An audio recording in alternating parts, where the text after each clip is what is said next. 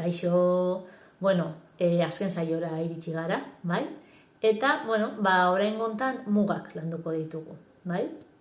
Saio honetan ikusiko duguna, izango da noiz jarri mugak aurrei, noiztik, bai? Hau da, jaiotzetik, hasten gara mugekin, baina argituko dugu.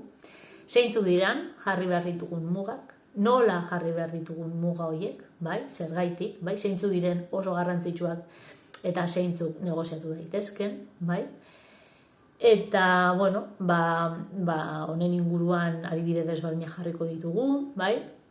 Ikusteko azkenean ze garrantzitsua da pixka bat aurrei mugen bidez, bai? Segurtasuna eskaintzea, bai?